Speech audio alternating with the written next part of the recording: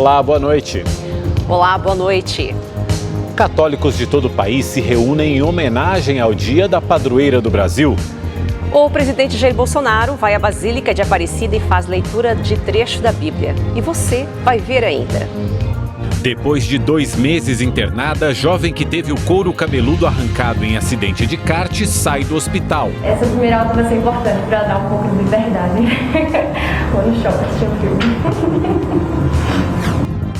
Justiça dá 48 horas para Sergipe criar barreiras para impedir que mancha de óleo atinja rios da região. Tufão mata 2 pessoas e força milhões a deixarem suas casas no Japão. Pela primeira vez na história, corredor completa a maratona em menos de 2 horas. Daqui de Los Angeles, eu mostro entrevistas com o elenco do filme El Camino. O longa é a sequência da aclamada série Breaking Bad. O Rede TV News volta em instantes. A Justiça Federal determinou que o IBAMA implante barreiras de proteção em 5 rios de Sergipe. O objetivo é impedir a entrada das manchas de óleo que afetam praias do Nordeste. O prazo para o Estado cumprir a determinação é de 48 horas. E a multa em caso de descumprimento é de R$100 mil por dia. O governo sergipano iniciou hoje a implantação das barreiras em 2 rios. Desde o mês passado, o óleo atingiu 156 localidades em 9 estados. Teve alta hoje a jovem que perdeu o couro cabeludo em um acidente de kart em Pernambuco. Débora ainda vai ter que esperar até o ano que vem para voltar para casa, mas depois de quase 2 meses de internação, disse que está aliviada. Ainda que vai ter muito trabalho a ser feito no rosto, esse não vai ser o resultado final. Mas essa primeira alta já me aliviei bastante já. Estou muito feliz. Já foram 18 procedimentos cirúrgicos desde o acidente em 11 de agosto. A maior parte do tratamento em um hospital de Ribeirão Preto, no interior de São Paulo. Apesar da alta, o tratamento continua. Segundo os médicos, o objetivo é chegar ao ponto de ela poder usar uma prótese capilar. Nessa fase, que a gente chama de fase aguda do tratamento, a ideia era primeiro preservar a vida e depois preservar a função. O crânio, ele é responsável por proteger o nosso sistema nervoso central. E a ideia era cobrir esses ossos desnudos com tecidos de boa qualidade para posteriormente caminhar para uma prótese capilar. Haja visto que não será possível crescer cabelo, porque toda a pele em sua integridade foi perdida com o acidente. O Rede TV News faz uma rápida pausa e volta já. O segundo dia da Conferência da Ação Política Conservadora, realizada pela primeira vez no Brasil, teve a participação de ministros do governo Bolsonaro. A abertura na manhã de hoje contou com a apresentação do ministro de Relações Exteriores, Ernesto Araújo, que evidenciou a luta do conservadorismo pela liberdade econômica e política no país. Precisamos de um sistema de comércio mundial que favoreça a democracia e a liberdade, e não um sistema cego aos valores, pois um sistema cego aos valores acabará sempre favorecendo os valores errados. Também discursou o ministro-chefe da Casa Civil, Onyx Lorenzoni. Ele criticou os movimentos de esquerda e o governo petista. Depois foi a vez do deputado federal Eduardo Bolsonaro discutir sobre a atual situação política do país. Ele foi um dos responsáveis por trazer a conferência à capital paulista. A CPEC foi criada em 1973 e é considerada o maior evento conservador dos Estados Unidos. Pela primeira vez aqui no Brasil, reuniu especialistas e representantes do governo para palestrar e debater sobre os novos rumos do conservadorismo no país e no mundo. Muitas pessoas que são referências no meio conservador e que vêm aqui falar como que o conservador se comporta com temas sobre aborto, sobre religião, sobre segurança pública. Então a gente está produzindo um material para mostrar como nós pensamos e assim a gente fazer o Brasil que nós queremos. Entre os estrangeiros que participaram do evento, o senador americano Mike Lee falou sobre o patriotismo e a luta contra o comunismo. A União apoiou a edição brasileira com a realização pelo Instituto de Inovação e Governança. O presidente Jair Bolsonaro esteve no Santuário Nacional de Aparecida, no interior de São Paulo, e acompanhou uma das cerimônias em homenagem à padroeira. Foram 6 missas celebradas ao longo do dia no maior templo católico do país. Saudemos Nossa Senhora Aparecida. Pelo menos 170 mil pessoas foram ao Santuário Nacional em Aparecida hoje. A Amazônia foi representada durante os cortejos de entrada da imagem de Nossa Senhora Aparecida na Basílica. Crianças simbolizaram índios e os enfeites, a floresta e os animais.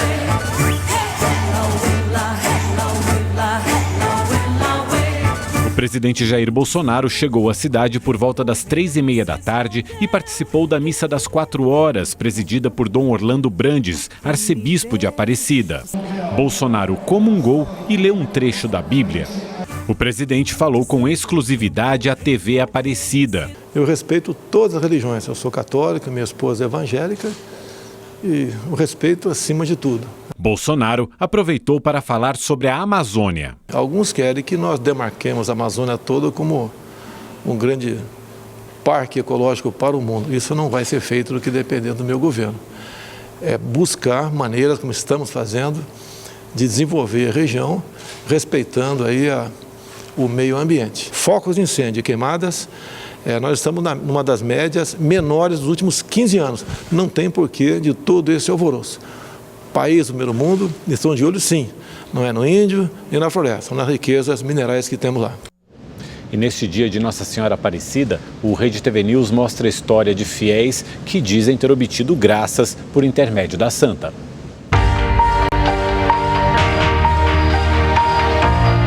Gravadas na pele, as tatuagens da imagem de Nossa Senhora Aparecida representam a promessa que Lindalva fez aos 63 anos pela saúde do filho. Você imagina, você ouvir, tipo assim, tá desenganado, né? E como toda vida eu fui devota de Nossa Senhora, né? Eu falei, recorrer a ela, né? Aí é onde eu falei para ela, né? Para ela mostrar uma solução, para ela interceder a Deus, né? Que eu carregaria ela nos braços o resto da minha vida. O filho dela, o Everton, foi diagnosticado com 2 doenças raras: a HPN, caracterizada por uma anemia hemolítica, e a aplasia de medula, que interfere na produção de células sanguíneas.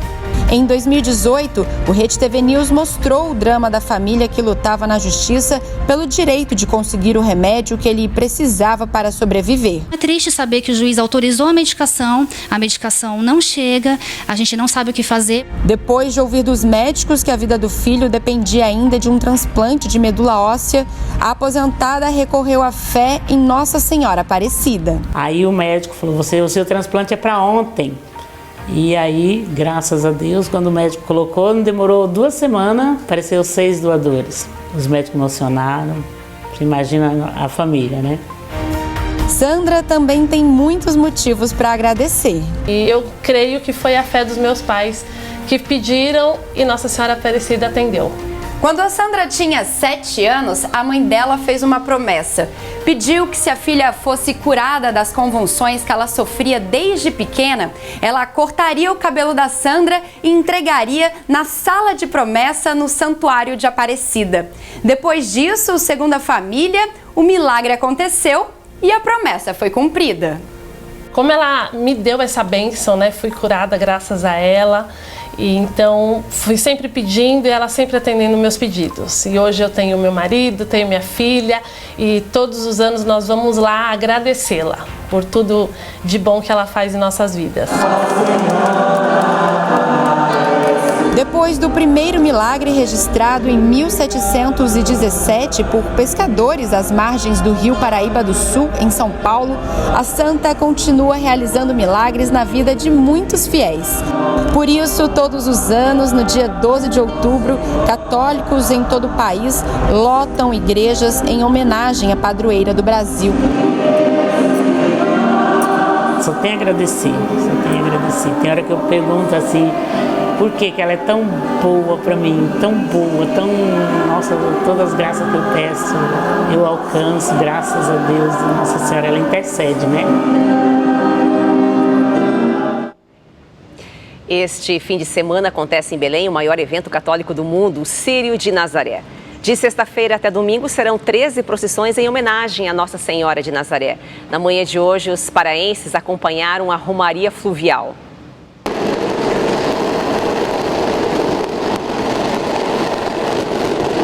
Os fogos anunciaram a chegada da imagem na Baía do Guajará. A procissão foi acompanhada por cerca de 400 embarcações de todos os tamanhos, além de centenas de pessoas que ficaram nas docas.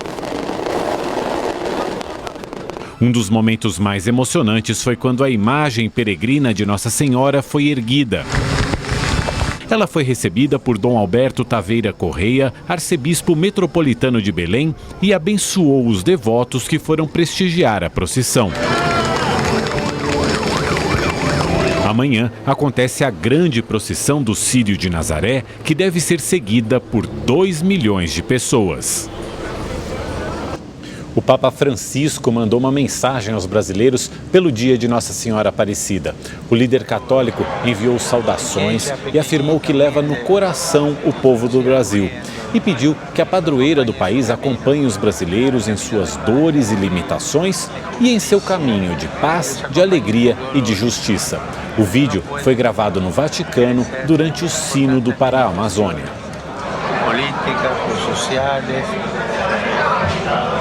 No Rio de Janeiro, cariocas e turistas comemoraram o aniversário do Cristo Redentor. O monumento, que é uma das 7 maravilhas do mundo moderno, completou hoje 88 anos. O dia começou com uma missa aos pés do Cristo. Centenas de pessoas participaram da celebração. A vossa vontade, assim na terra como no céu.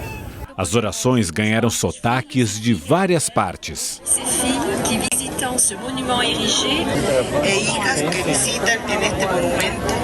Na festa, claro, também teve o parabéns.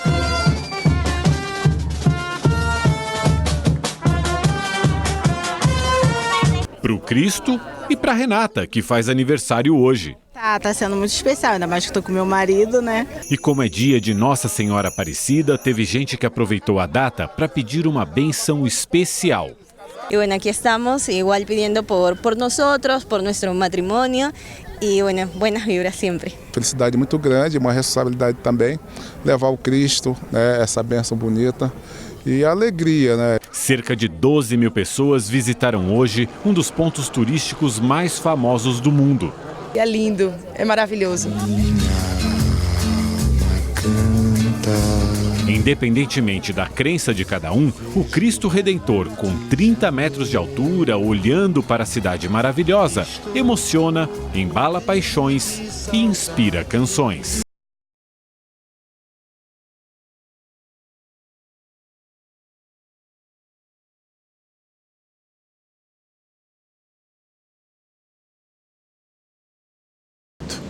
Irmã Dulce será canonizada amanhã pelo Papa Francisco. Ela passou a vida ajudando os pobres da Bahia e de um simples galinheiro construiu um dos maiores hospitais do país.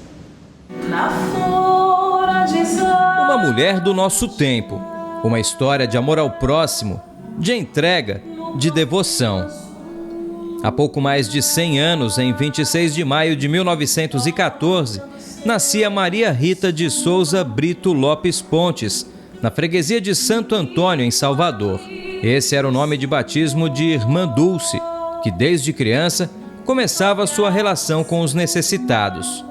Como lembra Maria Rita, a sobrinha que foi batizada com o mesmo nome. Essa vocação, esse amor pelos pobres, ela começou a manifestar quando tinha apenas 6 anos de idade. Que ela procurava ajudar as pessoas que passavam na rua, precisando de um alimento, uma roupa.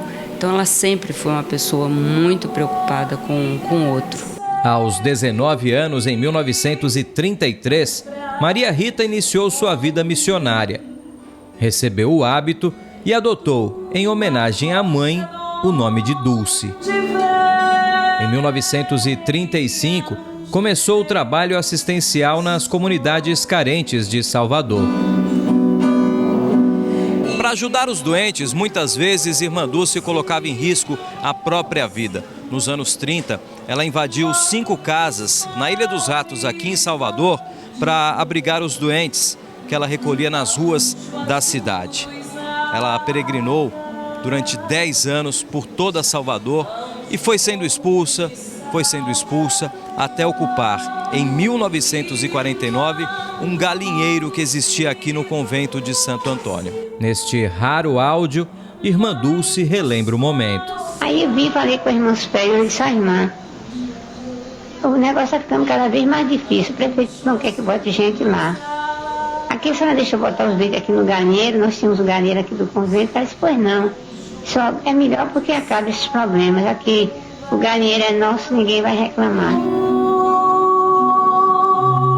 E ela arruma o galinheiro, tira as galinhas daquele espaço, e quando a madre chega para ver como é que tinha ficado, pergunta a ela: irmã, e as galinhas, a senhora colocou aonde? Ela disse: eu fiz uma sopa, uma canja e dei para os meus pacientes. Em 1959, era instalada oficialmente no mesmo local a Associação Obras Sociais Irmã Dulce. Não é lenda, é história. A freira construiu o maior hospital da Bahia a partir de um simples galinheiro. Hoje, a entidade filantrópica abriga um dos maiores complexos de saúde do país.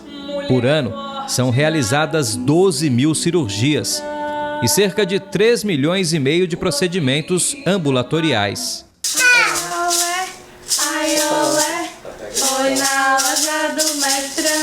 Costumo dizer para eles que aqui não é simplesmente um hospital, aqui é um cantinho diferente, aqui é um acolhimento diferente.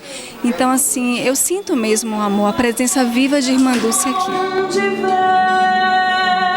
A gente vê assim que Irmã Dulce dedicou a vida dela todinha para as pessoas necessitadas, né? Quando as pessoas procuram, como a gente diz, apoio, procuram um meio de cuidar da saúde, tem, graças a Deus, essas obras sociais de Irmã Dulce, né? As obras também abrigam um memorial em homenagem a ela. O local é visitado por milhares de fiéis de todas as partes do Brasil e de outros países. Tive a bênção de beijar a mão de Irmã Dulce. Meu pai ficou aqui internado. Infelizmente ele faleceu, mas a minha devoção é em Irmã Dulce. Amo muito, amo. O quarto onde passou boa parte da vida é um dos locais mais visitados. A freira passou 30 anos dormindo nessa cadeira de madeira para cumprir uma promessa que fez pela cura da irmã. A história de amor ao próximo teve um de seus capítulos mais tristes no dia 13 de março de 1992. Aos 77 anos, ao lado de seus doentes, Irmã Dulce morreu exatamente nesta cama, aqui no convento de Santo Antônio. Foram 16 meses de um verdadeiro calvário. Quando a gente já pensava que Irmã Dulce já tinha passado por tudo, todos os sofrimentos, aparecia alguma coisa. E eu acho que esse sofrimento dela acabou nos ensinando ainda mais, nos preparou para assumir as suas obras. Uma preocupação de que a gente não poderia deixar que sua obra morresse junto com ela. E eu tenho certeza, então, que essa canonização servirá muito para isso, para cada um olhar ao seu redor e perguntar: o que eu posso fazer? Quem eu posso envolver em minhas preocupações? Porque as necessidades estão aí, precisando de muitas Irmãs Dulce. Anjo bom de salvar.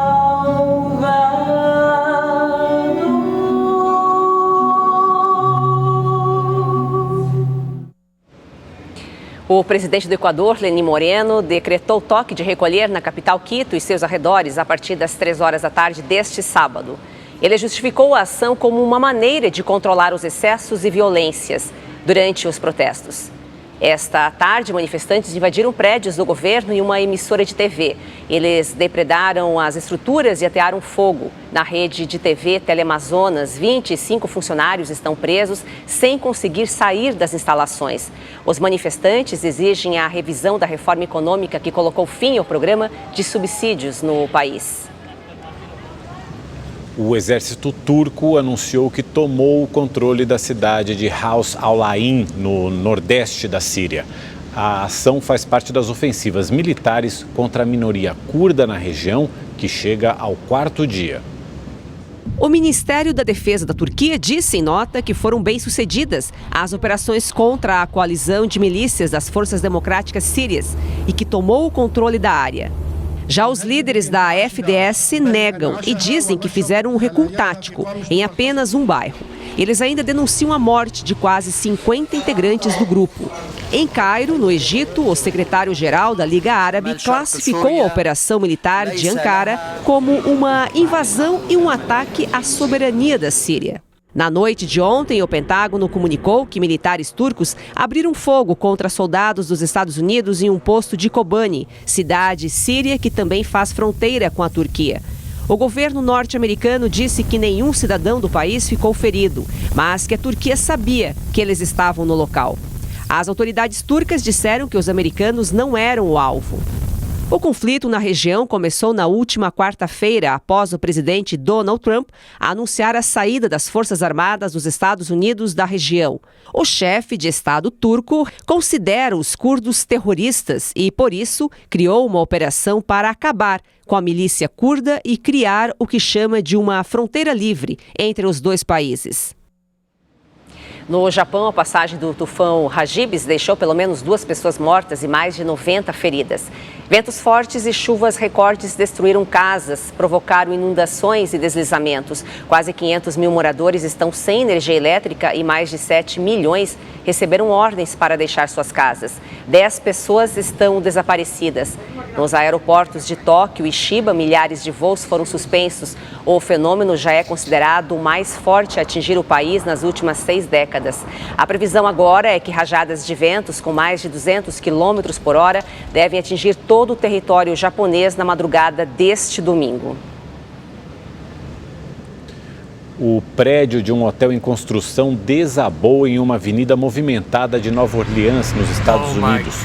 Uma pessoa morreu, 19 ficaram feridas e pelo menos 3 estão desaparecidas. No momento da queda, vários pedestres e carros passavam pelo local. É possível ver que todos começam a correr quando a parte entre o 6º e o 8º andar do edifício começa a desabar.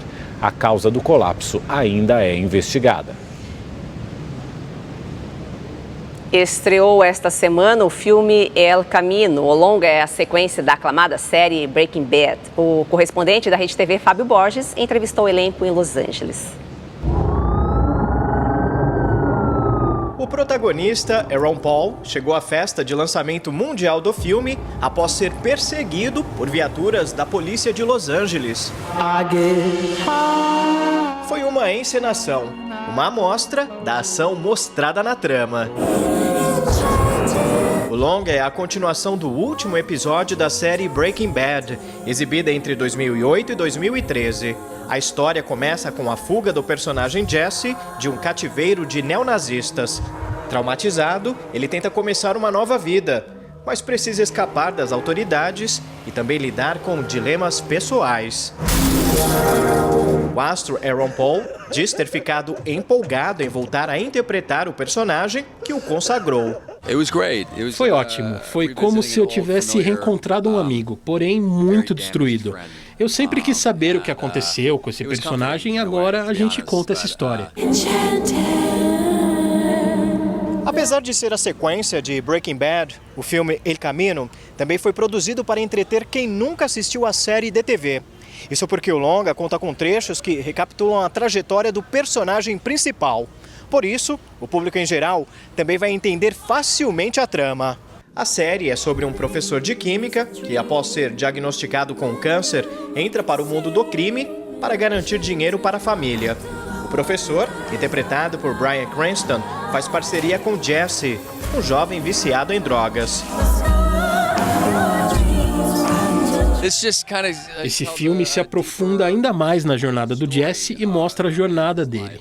Os atores que trabalharam na série participaram do lançamento do filme. Parte do elenco original também está presente no longa. Eu amo o meu personagem Mike e quero interpretá-lo até o dia que eu morrer. Eu espero que o público também aprecie a continuação dessa história e torço para que tenhamos novos capítulos. O filme El Camino, a Breaking Bad Movie, já está disponível em serviço de streaming. Fábio Borges, de Los Angeles, para o Rede TV News. Na tarde de hoje, um roubo terminou com 5 mortes na rodovia Ayrton Senna, em São Paulo. 2 casais voltavam de moto do Santuário Nacional de Aparecida e pararam num posto para abastecer. Um carro com 5 suspeitos chegou ao local e anunciou o roubo de uma das motos.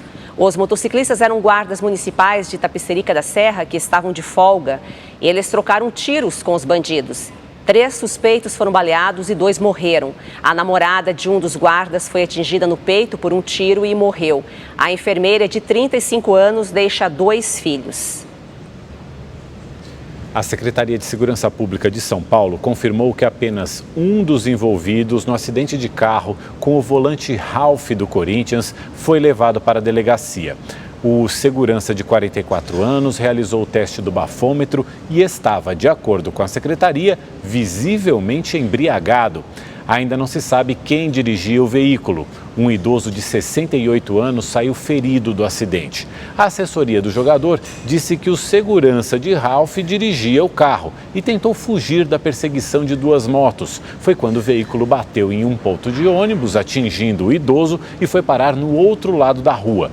Em nota, o Corinthians reafirmou que o volante estava no veículo como passageiro e disse que o clube prestou o suporte necessário ao jogador. Ralph foi dispensado e não joga o clássico contra o São Paulo amanhã. E hoje teve eliminatórias da Eurocopa 2020. A Espanha tropeçou no torneio e mais um time garantiu a classificação. O queniano Eliud Kipchoge se tornou o primeiro atleta a correr uma maratona, ou seja, 42 quilômetros, em menos de 2 horas. O campeão olímpico e recordista mundial marcou o tempo de 1 hora, 59 minutos e 40 segundos em Viena, na Áustria. A marca não é aceita pela Associação Internacional das Federações de Atletismo, pois não foi obtida em uma prova oficial. Há 2 anos, um projeto surgiu com o objetivo de quebrar a barreira das 2 horas em uma maratona. Essa foi a 2ª tentativa de Kipchoge num evento realizado pelo patrocinador do atleta. Hoje, no Recife, foi dada a largada para a maior regata do Brasil, a Refeno. Quase 100 barcos participam do evento. O vencedor só vai ser conhecido amanhã. Tripulação atenta, hora de içar velas. E lá vão eles. Aqui no veleiro Labadia 4, 8 tripulantes vão navegar por mar aberto pelas próximas 39 horas. 4 tripulantes trabalham no convés, enquanto outros descansam. Mas só um pouquinho. A cada 2 horas, os velejadores se revezam até chegar ao destino final, a ilha de Fernando de Noronha. 95 embarcações de 11 estados brasileiros, além de barcos da Argentina e da Bélgica, participam da 31ª edição da regata Recife Fernando de Noronha. Os competidores vão percorrer 292 milhas náuticas, partindo daqui do Marco Zero, no Recife, até chegarem à ilha de Fernando de Noronha. É o equivalente a um percurso de 550 quilômetros de uma viagem na direção do vento. Esta é a 4ª regata deste capitão.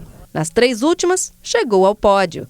Esta edição traz uma responsabilidade maior. Eu estive no pódio, tive a felicidade de estar em 3º, 2º e 1º lugar na RGSC no último ano.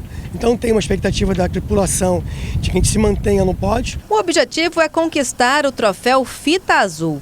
Mas para esta ativista, a competição é uma oportunidade para conscientizar sobre os cuidados com o meio ambiente e a necessidade de reciclar materiais como o plástico. A gente realmente tem que banir os canudos, entendeu? E tem que reciclar, tem que fazer o uso de coisas que não são descartáveis e sim recicláveis e tirar o nosso plástico do nosso oceano. Isso vai fazer dinheiro e dinheiro é inspiração para as pessoas agirem e assim beneficiar o oceano. A regata internacional Recife Fernando de Noronha, Refeno, é considerada a primeira regata oceânica do Brasil. O atual recorde da competição é do veleiro Adrenalina Pura, da Bahia, que fez o percurso em 14 horas, 34 minutos e 54 segundos, em 2007.